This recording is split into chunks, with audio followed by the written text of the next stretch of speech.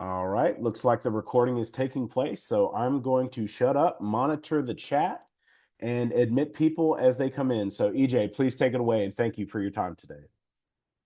Awesome. Thank you, Wes. And good morning, everybody that's here. Good morning to Siho. I'm going to start sharing my screen. Hold on one second. Let's make sure. Sorry, let's make sure I can get this. There we go. Okay. Hopefully, everybody can see that. All right. Fantastic. Okay, good. I'm seeing some head nods, so fantastic. Again, so we're going to talk a little bit about budgets. Today, it is the Halloween season and it's a week away. And so, for all my Halloween fans out there, we are rolling with that theme for our presentation today. So, you're a ghost host for today. EJ Walicki, Executive Director of Housing and Residence Life at Embry-Riddle Aeronautical University. We're located in Daytona Beach, Florida. So that is my day job and overseeing everything for our residence halls and our communities here on campus. And then sometimes by day, and by night, CHO Treasurer as well for the next few months. To be able to do that. I've worked at a couple of different places throughout my career. I wanted to highlight some of my former and current employers, a lot in the state of Florida. I've been grateful for those opportunities to do that, as well as wanted to highlight some of my Kuhoi internships as well, which gave me some really great experiences before my professional career.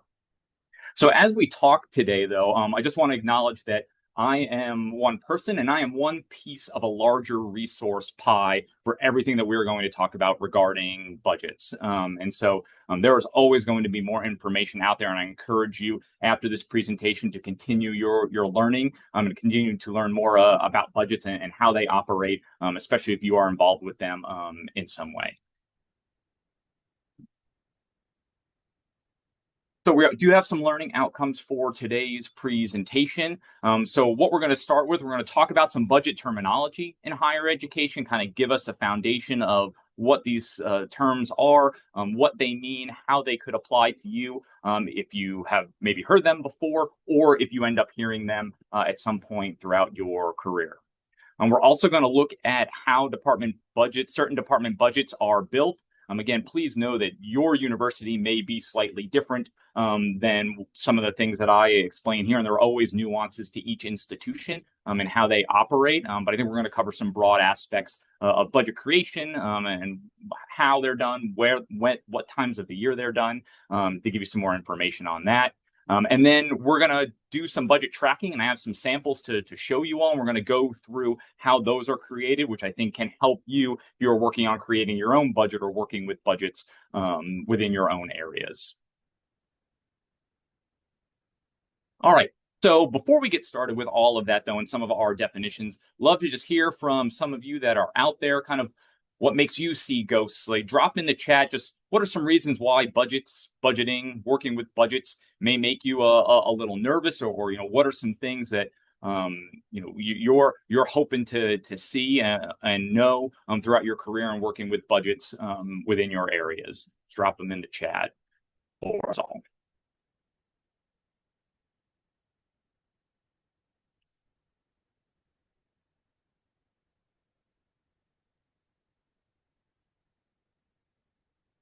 Yeah, managing all the details. Yeah, and we will talk a little bit about that. Holding people accountable and providing transparency. Absolutely. Dealing with multiple people. Numbers and learning. I love that. That's how I got started with budgets. I love numbers, love learning about that, and that's where kind of things kicked off for me as a entry level professional. Yeah, access to big picture until the top of the food chain, and that's great too, because I'm going to cover a lot of that about what are some things going on behind the scenes for some of your, if you have specific folks in your department that work with budgets or some of your upper level type of staff, and what may be going on there as well. Fear of the unexpected, of course, and that's another great one. So really great stuff, and feel free to continue to put them in there. And hopefully we'll be able to cover most of them. And if not, we can come back to it at the end with some questions. Right. So kind of talk a little bit about some budgeting models. I think more or less they kind of break down into two different parts. We have centralized and we have decentralized types of budgeting models. And so for a centralized type of budgeting model, all of your units are receiving an allocation from a single account. So that's how kind of we operate here at Embry-Riddle. All of our units, we are given a budget allocation from our budget office. And so all of the revenue and the funds go through there, and our expense allocations are given out from that particular office. That is helpful. It's helpful for consistency in unit funding from year to year. It's helpful in terms of having a few folks that are managing what budgets are going out and looking at everything that's coming in and managing each of those through them. But there's also some limited flexibility for new projects or initiatives. So if I'm given a budget and this is my allocation, there's some new projects or initiatives that are coming up throughout the year that we want to do. My budget's already been set. We're going to have some conversations about what maybe then did we have budgeted that we're not going to be able to do in order to want to do this new project or initiative if the funding is not there. And then we also have decentralized, and so more individualization and financial independence for each of the units that may have that. They may be monitoring their own revenues and their own expenses and how both of those will work together and how to make sure that they are, not overspending with the revenue that they have. But that means your budgeting system may be potentially more complex. You have a lot of different people now that are involved in doing their own thing. And how do we make sure that all the different departments that are overseeing their own budget are staying true to the mission and vision of the university, all working together for the same purpose for our students? But you also have more people engaged in the budgeting process in general. And I always think that's a good thing in terms of being engaged in the budgeting process, having people know about how it works and learning about how it works, and knowing some of the details. So we'll talk a little bit about auxiliary units. So again, some of you may be familiar with this. So an auxiliary unit is typically a non-academic department that generate their own revenue. Now, I said a little bit ago, we have a centralized model here. We still generate our own revenue here in my department, but we're not a true auxiliary because all of those revenues that we have, that goes to the university and not necessarily our department. So really a true, auxiliary units, they will have all of that, whatever revenue they have, and then they will have their expenses based on that. So they have all the revenue for whatever revenue they get, but then they have all of the expenses too, and trying to figure out how they're going to, especially for us in housing and residence life, how they're going to cover everything it takes to operate our buildings and our communities. But these auxiliary units typically have the ability to store funds for future projects. That's going to be important, again, whether that is building a new building, whether that is deferred maintenance on certain projects, other large projects that may be needed. They have the ability to kind of can do that and store up money so that way they can use them for things in the future, depending on what the needs are of their buildings. And some examples here, again, obviously us in housing and residence life, parking and transportation, dining, bookstores, conference services. There are lots of others. So again, you're familiar and know what some of those are on your campus. Okay. So I want to talk a little bit about some other terms as well. You may hear this one, operational funds. For us, that is all of our expenses that we get from the budget office for our allocation.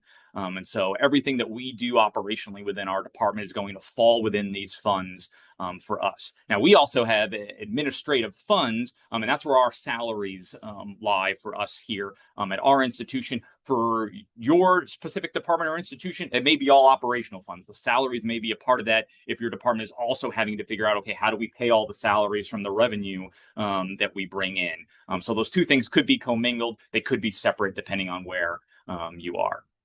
We also have capital funds. And so capital funds are things like building a building, capital funds to do that. Here at our institution, capital funds are also for things that's a single item that is $5,000 or more. So let's say we want to buy a golf cart or we need a new vehicle for our department to use. But it could be like items. And for us, it's over a certain dollar amount. So typically things like furniture fall into there. So when we have to look at replacing furniture for our buildings, and buying, potentially new appliances or upgrading things. If it's over a certain dollar amount, it's going to be a capital, and that's a completely separate process for us here at the university. You may also hear the term overhead, and that's more with the auxiliary units. So they would pay some type of overhead to the university for just using university services. It could be IT, it could be human resources, other systems that are there throughout the university. Just again, depends on your institution, but there could be a portion of your department's budget that's going back to the university by them being just a department there, an auxiliary unit there. Talk a little bit. So reserve. So that's that fund that I talked about that can solely be built up. And so, you have a big project coming up. Maybe you have a master plan or things that are going on in the future that you need to save up for, or certain things for deferred maintenance that need to happen. And the certain amount that it needs to be, and you need to make sure that you've got money to be able to do that. You can kind of build up some of your reserves in order to do that. And then contingency, you may see this in some budgets, you may not, but it's basically if you have the flexibility in your budget, maybe a line that kind of helps you if you had new projects that came up, or you might be a little bit over in a line and kind of help with your budget, just a contingency line that you may need. So we're going to spend a little bit of time on this particular slide talking about cycles and timelines. So I think you can see we've got some circles right here, and we're going to talk about kind of two different circular cycles within the budget, but know that these things are operating at the same time and happening throughout the year. So it's not kind of one happens and then another happens. These are happening all at the same time. And so we'll start with this cycle on the left. And so we'll start at the top left with fees and rates. And so what are our rental rates? And so what are they going to be? What are other fees that we may have that we are charging? We have to be able to set those. What is that going to be for the next fiscal year? And timelines may look a little different. I know for me, and for our campus here, we're looking at fees and rates right around July and August, which is a very heavy time for our office and our departments. And so know that some of your budget folks, while we're also gearing up for the start of the year and everything that we have to do to start the academic year and to have students move in, we're also trying to figure out, okay, what might be our fees and rental rates, and having some of those conversations, because those will eventually get approved by a board of trustees sometime in the fall to do that. So then we move into revenue projections. How much are we bringing in? And so, your revenue, depending on your institution, could be more than just your rental rates. Again, maybe you get money from your laundry. Maybe you get concessions from vending or a dining that is located within your residence hall. There are lots of different avenues for revenue. And so you have to look at all of those things. But then you generate that revenue from the fees and rates that you have. So for the most part, your rates, and now you can say, what is the revenue that we are going to generate from that? And then for us, we move into expense budgets. And so receiving allocations and making sure that covers the costs of everything that we want to do. So we're given our allocation, and now we're saying, all right, everything that we want to do, we need to make sure it fits within this allocation. Now, some of your departments, you may be doing this all at the same time.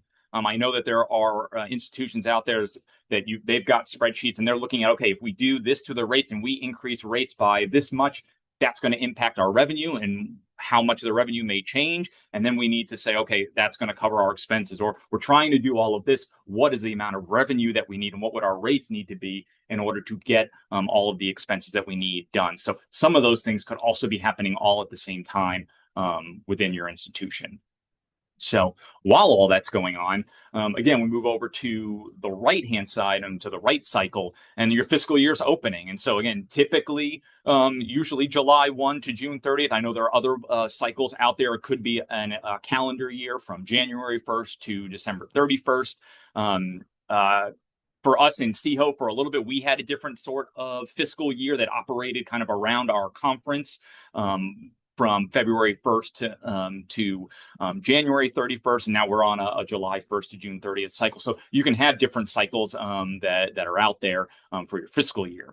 And then you move into, you're spending stuff within that fiscal year. You're working within your budget. You're tracking expenses and revenue and things that are coming in, and making sure that, how how are they matching up with what was budgeted and what you're projecting.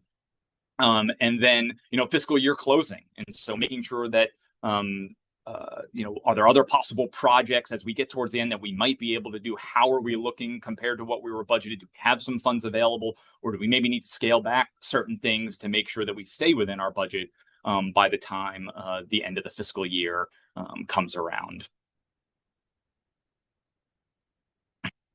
So what I thought this was a great slide. What might an SHO want to know? And so I think one of the big things I want to highlight is be ready with information. And again, I am only one SHO, but these are some things and some questions that I would have if some of my staff were coming up and kind of talking about different things that they wanted to do within our budget, or different projects or initiatives that may be going on within our expense budget that we need to navigate through that.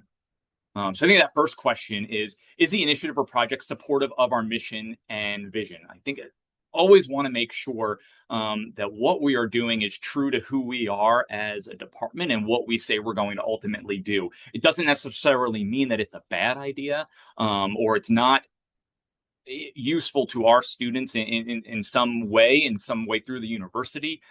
But is that what we need to be spending our funds on, especially if our funds are potentially limited, or what we're able to do within expense allocations that we have? So make sure it's serving our mission and vision of the department.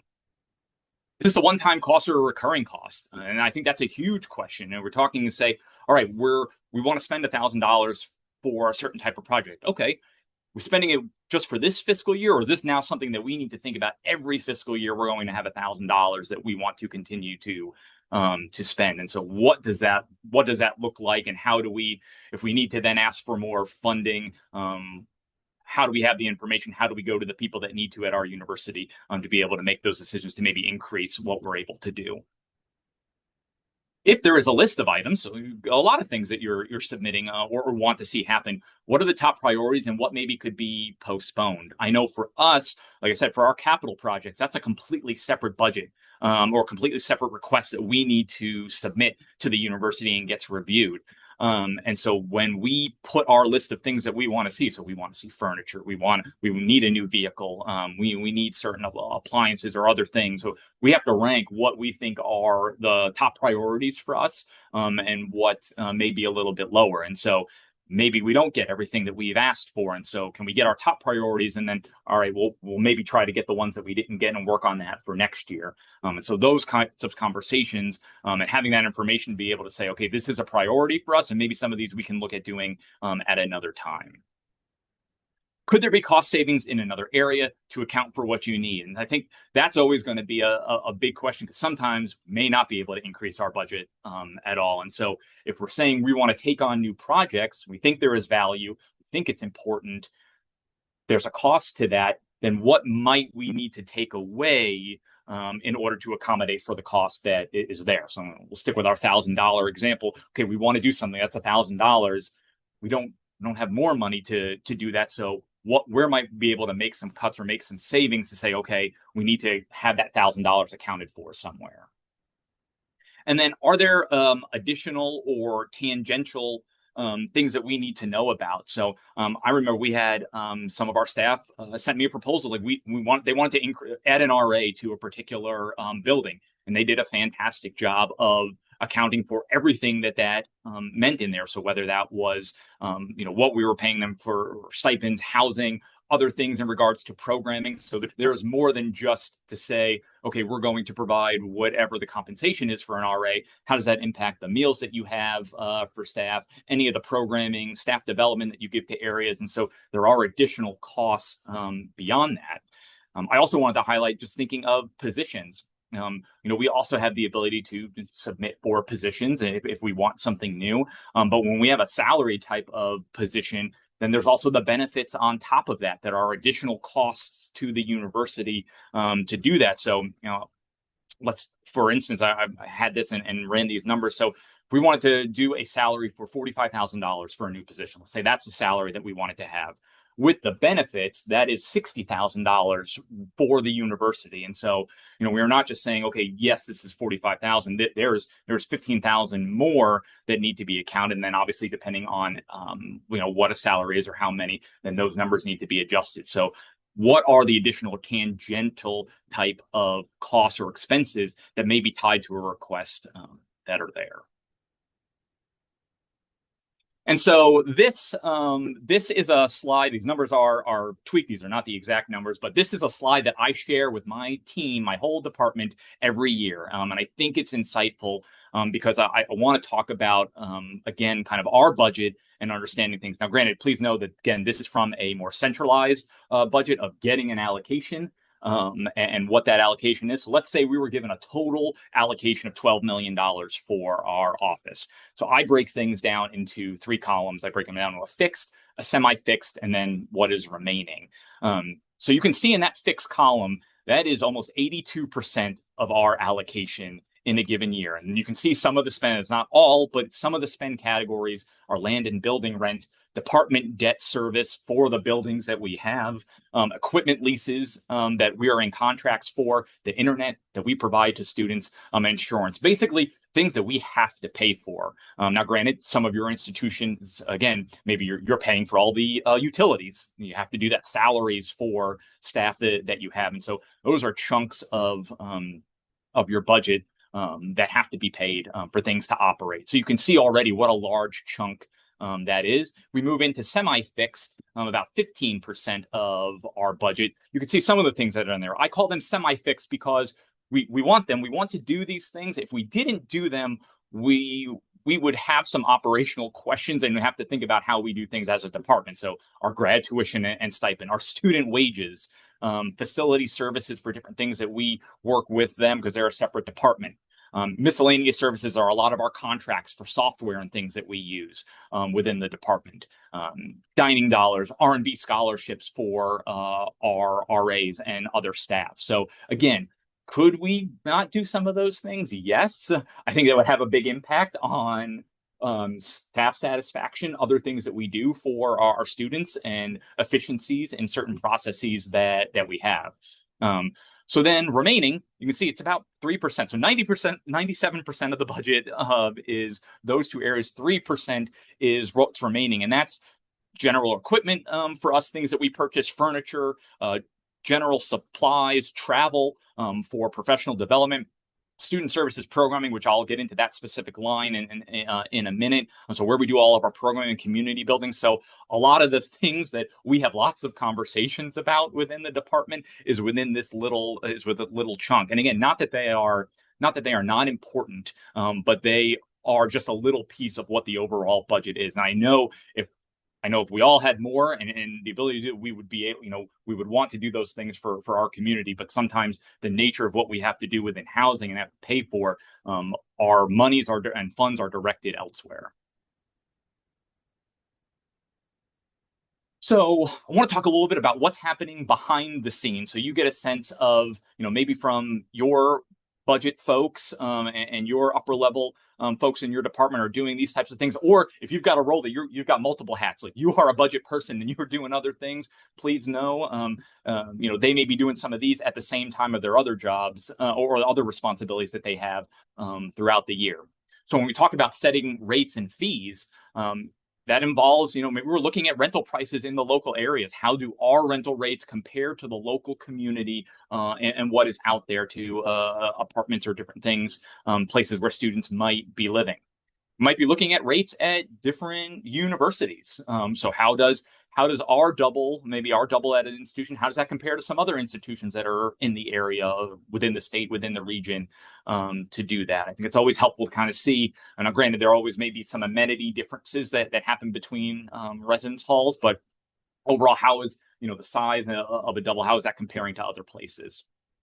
There may also be some outside influences on increases, maybe because of your state or because of your university. There have been freezes on any sorts of increases for different rates that you have, or they're going to say we're going to increase rates at a certain amount each year for the next 3 to 5 years. And so you may not have any control over that, but now you have to work with that and say, okay, I know what these rates are going to be, and now I have to make everything that we are trying to do within our department fit within what we're able to generate.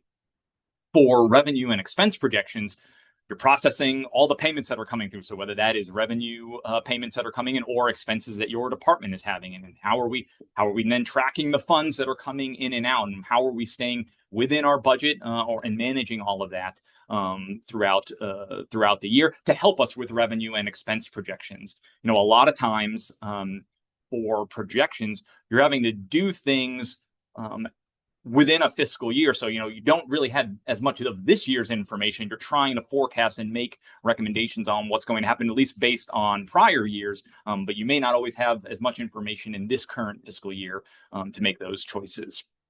And then running budget reports. And I've got a couple slides that I'll show you all. And I'm using those budget reports to make those projections and help you looking at past years to kind of see how you can make some decisions. And then with capital projects, again, depending on what it is, maybe you're calculating the debt and the bonds for building. What is that going to look like? How many years are we going to have to be able to pay this off? What does that mean for our department expenses and our operational expenses to pay that for those buildings? Researching quantity and quotes. Okay, so how much is it going to cost for us to redo furniture in this building, and what is all the furniture that we are going to need? And is that going to be, we're going to be able to make that type of request? And is that enough? Or do we need to change it up a little bit, maybe do a little bit less for that particular request? And then position descriptions and organizational charts. And so, especially if you're talking about new positions, okay, what wasn't being covered before maybe and other people are doing? How are people stretched maybe a little bit too thin? Here's everything that is in a position to show that, yes, this position is needed. This is the impact that this position is going to make within the department and within our residential communities. And those are all the things that are happening in terms of requesting a new position that may be going on behind the scenes. All right. So sample budget forms.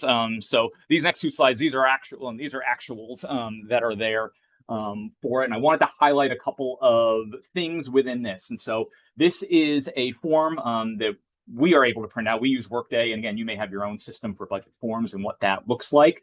But kind of gives us end of the year summary, and you can run it for different months. This one just happens to be run at the end of the year that are in there. So it tells us a spend category that is there, what we were budgeted, anything for a pre-encumbrance or an encumbrance. Usually for us, that means if we submitted a purchase requisition, money will be pre-encumbered for whatever that amount is. Once we actually issue a purchase order, it moves to encumbrance. And then when it's paid, it moves into an actual. But then you can see the actuals that were spent for that year, and then funds that are available in that particular line. And so I took a screenshot of this particular page because I want you to see a couple of things.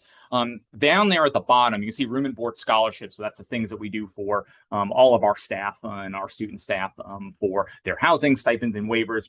You can see we're a little bit under budget there, but I want you to look at the row above that, and you can see this grants and aid awarded is a spend category as well, has nothing budgeted in it for that particular line, and we are over in that particular line.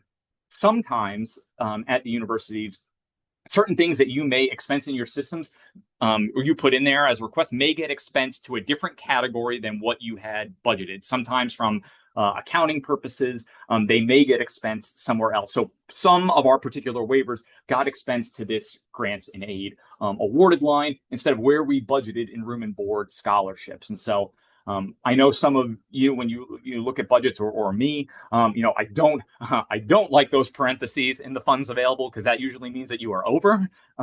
But to be able to explain, okay, I'm looking at this and saying, yes, we're over. There was nothing in that line, but we were under in the one right below it. Like that's where that should have been. And when you if you have to submit monthly documents, or as I tell people that my supervisors or whatnot, when I send our budget forms, I usually have a notes area or a notes column to say, yes, this was charged here, but it should be going in this particular spend category. And we are still under and within that. Obviously, you may be able to move them, and that may be a simple process for you. I know other times it may not be. Some offices may say, all that matters is that ultimately your allocation is under whatever we give you, and no matter what you spend, you need to be under that. Again, I know for me, I always like to make sure that whatever lines we have, we are under in. But if not, being able to show in notes or move them around if possible to get them to where they need to be. So I just thought that was a good kind of a good example of how things may happen, how many things may be happening at your institution that impact your budget, and to be mindful of those things. Oops. So I know this one's a little bit smaller, but it's a little long. But I also wanted to show this as well. Your institutions may ask you to do budgets differently. So I include this is because sometimes your budgets or your institutions may ask you, you need to do things by month. You need to know what revenue or what your expenses are by month because the institution is looking at that and needs to measure against it. Other times it may say, we just want the full fiscal year. And this is your allocation. You don't need to break it up by month. But I wanted to show this because if you look in that last lines, internet and cable services, this particular example, you can see in September, we only budgeted $7,400. Our actuals were way above that. And every year there's always a one-time for our ResNet internet fee that we have. But if you look in the next month, in October, we had budgeted that large amount that is there, and our actuals were lower. And so sometimes you're looking at past budgets and past fiscal years to say, okay, this is when I want to have this fund hit, but it may have hit September 30th in that particular year, and then this year it hits October 1st. And so when you're looking at your budget, it's going to look like it's in a different month, but you have it accounted for in there. All right. So wanted to dig into some expenses a little bit. So I mentioned a particular line that we had, student services programming. That is for our department, that is our line where we have a lot of things that we do from a res life or a residence education perspective. And so in this example, you can see under student service, the university just sees student services programming. That's all they see, an amount of money that is allocated for that. But if you look, these are all the things that are in student services programming. And even there, within RA programming, there's there's 5 different lines within that for different communities that we have. For staff development, we have 17 different ones for different staff and during different semesters that student staff train. There's 8 different lines that we try to account for within our department. And so with student services programming alone, that's 37 different lines that are there that we need to account for within our department. Again, the university is just seeing student services programming, but we need to make sure that we are spending within the right amount for those particular lines. Okay. And this gives you a little bit of example. So this is a sample budget. All these numbers are and line items are made up. But I think this will give you a little bit of an idea of what we can do and kind of want to get into a little bit of a template. We'll also move back and forth between this slide and the next slide, and I'll show you why. But this is a way that you can break down, let's say, a sample haul or an area budget that you may be responsible for. So, you are told you are given $7,300 for your area. And it's not necessarily designated in any way, but you need to break it down. And how can you do that? So let's just you have your RAs there under RA programming. Each of them is getting $150. Let's say this is for a semester. And so that is what you were budgeted. Then you have some general programming that you do within your area throughout the semester, which is really great. Your area council, if you have them, maybe there are funds from the department that are going to your area councils to help them do what they need to. And then other things that you may need: advertising, marketing, printing and copying, office supply, staff development. I couldn't make everything fit on here, but this is not, an exhaustive list. If you are responsible for revenue, you can also add that. You can add that as some rows and lines to track, okay, what is the revenue that is coming into my particular area, or whether that's for rental rates or other revenue that you collect that you might be responsible for, you can add that in there as well. You can also account for hourly staff in a spreadsheet like this. So you have some front desk staff that you need to track. How much are we paying them per hour for how many hours? And you can kind of track what you have budgeted for them and what that's going to look like. And then you can see you have budgeted expenses, you have your actual expenses. So this is what you've been spending throughout the semester. And then the third column shows you an amount remaining. And again, this is Excel with formulas to be able to do that. You can see, so anything that is showing up as black without a parentheses, that is you are under your budget. Anything in the red with the parentheses around them in that column D is you went over on your budget to do that. And so you can kind of monitor that throughout the semester. I'm going to go to the next slide, and this is where we'll jump back and forth a little bit. So another kind of sample template that we have. So this would be on a tab next to this. And so this is looking at specifically the welcome week line item that you had on the previous slide. And so this is tracking the actual transactions that you have. And so you had a starting balance of $750 for that particular event. You can see you have dates. You have an expense description. What are we actually spending money on for this particular event? You can have a column for the vendor. So we got an inflatable obstacle course for our welcome week event. We wanted a beanbag toss. We got some different supplies for food out there for our students. The method of payment. So again, you may need that if you do different things. Is a purchasing card? Did you do reimbursements? Do you have maybe some sort of petty cash fund within your department or office to use? If you don't want to do that, you could also, what would be helpful is whatever the report number is. So if your staff have or you have to generate report numbers when you submit something within your institution, put that in there so anybody can go and reference that particular report and see the receipts and everything that was made there. Then you would put the amount, and you can set things up in Excel to do kind of track the balance of what you have. So you start with 750. Every time you put in an expense, it is giving you the balance and what that is. And then at the bottom, you can see there's the amount spent, which is a sum of everything in that column E, and then your remaining balance in that line. And so if we go back, you can see there's $55 that was left in the line. You spent $695 so far. If you go back here and you look at row 12, $695 that was spent. Amount remaining is $55. So it's a really great check to be able to have that. And actually, you can set it up where information from this slide pulls over into this table.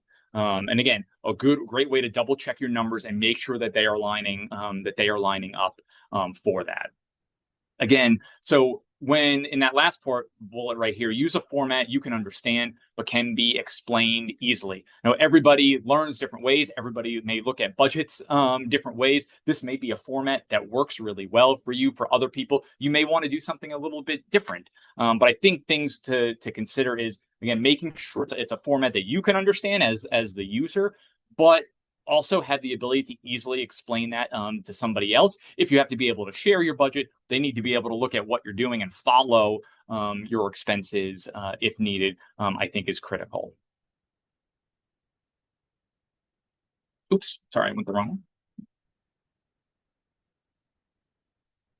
So I wanted to include this slide. I am not an AI guru. I know a lot of people out there are, but I did think it was helpful. If doing it yourself in Excel may be a little bit too challenging, you're really great with AI and using the software to do that. You can generate some budgets in that way. And so this is just a sample one that was created. Those AI softwares, they may ask you some follow-up questions. They may ask you to provide some more information about what to include so they get the right thing. But depending on what level of service you have with those particular software, you can download the copy in Excel or Google Sheets if you're more familiar with working with them, and they can print some things out for you. So you can see there are some similarities, but there are also some differences. This one included some revenues. It made up some lines that could be relevant to us. But there you can track your revenue and expenses, and then it calculates for them. It says net profit or loss, but seeing, okay, how are we doing within our budget? Are our expenses more than what our revenues are, or less than what they are, and different notes about what those different lines may be and what they're spent on. So there are lots of different resources out there for you to do. to be able to make budget templates, be able to create some things your own, to be able to use them.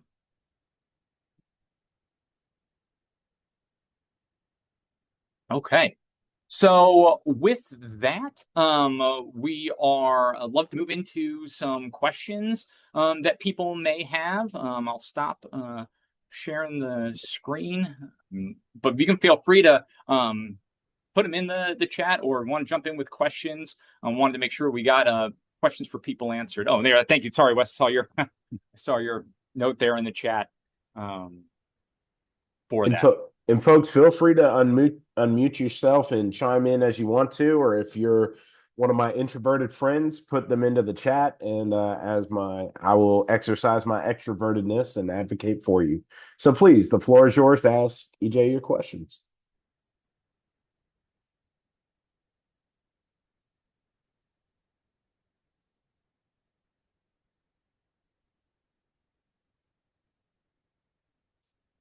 I actually have one while our others may type them in. EJ, I often think about budgeting as like a storytelling, right? You hear that a lot. Whether it's good or bad, or you're trying to frame, the word narrative gets used a lot. How do you use your budget when you have to go to your supervisors or other stakeholders to tell the story of your office when you're having staff deficiencies or you need more allocation, rather than, just look at the numbers? How do you use that to tell the story of your team? Really, really great question, Wes. I think there are two things. I think the numbers are still important, especially if you have like good historical data on some stuff, to be able to share. Okay, this is how much we've been spending in a particular area, or this is how with what we have, we are trying to do more program, but we are hitting our limit from a budget perspective. These are all the programs that we've done.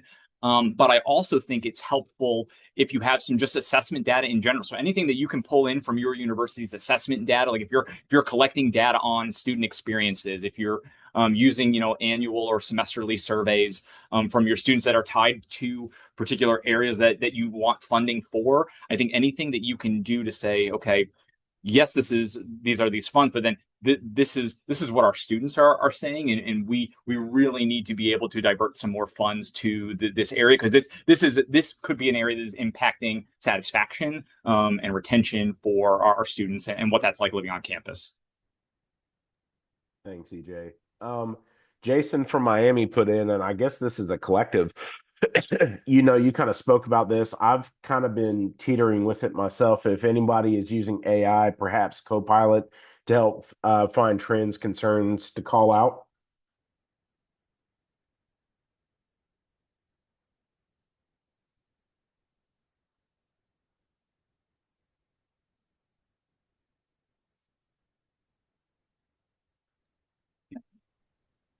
Yeah, it is a really great question. Again, I know I am still learning a lot about AI and the different software that is out there. But I would always encourage you to continue to learn, find either trainings that your university may have, bringing people into your department meetings to learn a little bit more about that and how that might be useful in order to do some of those things with AI.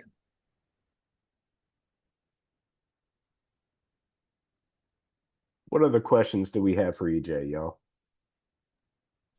So I saw one from Corey, trends in budget or general trends that are there.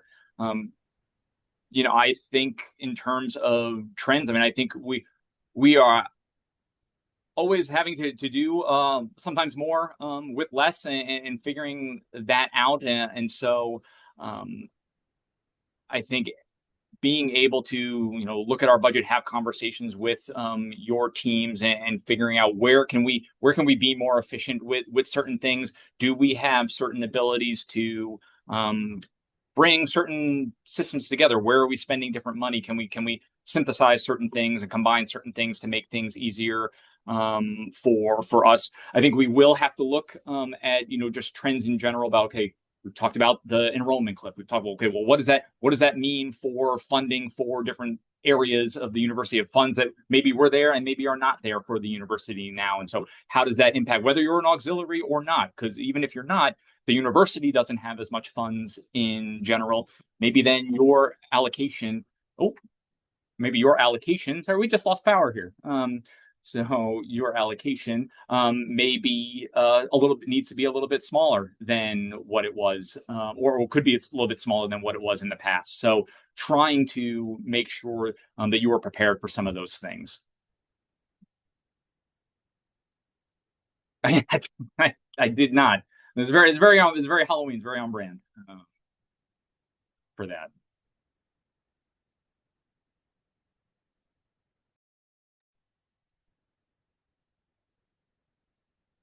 EJ didn't budget for electricity. That's hilarious.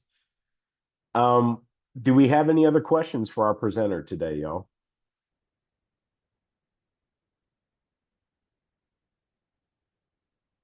Um, Wes, what I am going to do, I'm going to drop my work email in the chat for everyone. Again, if you so all the samples that I show, the Excel samples, I have them in actual documents. And so it's one thing to see them; it's another thing to look at the formula, some of the formulas behind the cells.